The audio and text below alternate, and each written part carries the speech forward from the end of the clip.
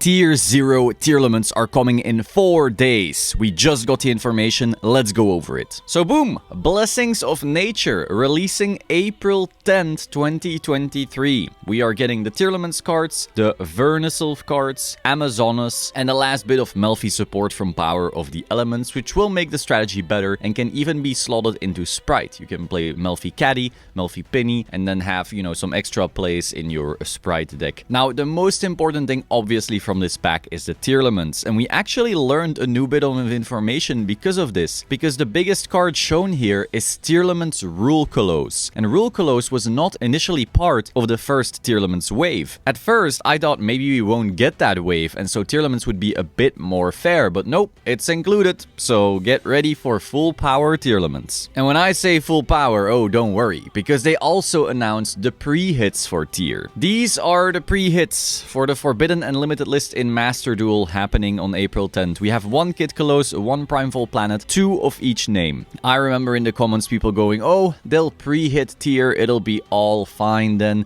Don't you worry, you're all just crying for no reason.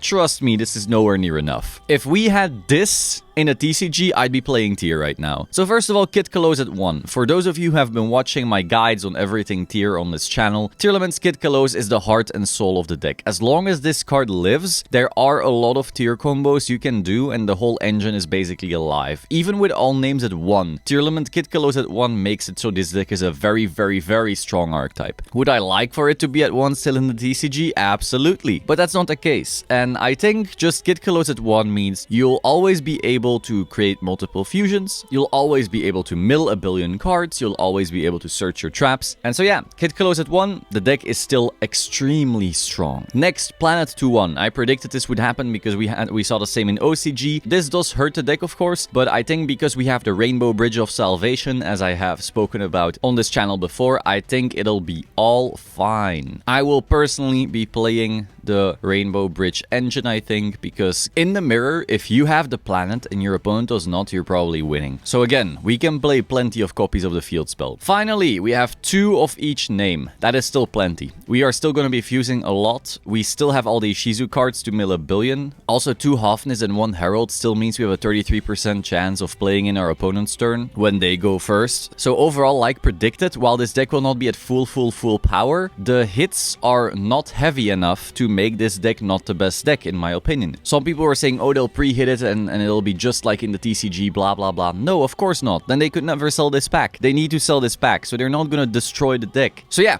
get ready. We have Ishizu pre-hit, tier pre-hit, but neither have been pre-hit nearly hard enough to make it not tier 0 in my opinion. It's gonna be really, really fun. Personally, I can't wait to just smash this into bigger piles. Like, tier Ishizu to me is not as fun as just tier in other decks, but to some people it is. So yeah, you have 4 days to get ready, and then tier limits is going to completely destroy the meta. Now, of course, stay subscribed because I'm about to be recording a video on which cards you want to be crafting to get ready for this format. There are some cards people are really overlooking that will be very specific in Master Duel to deal with this whole tier limits thing. So be sure to subscribe for that. I will see you soon. Ciao.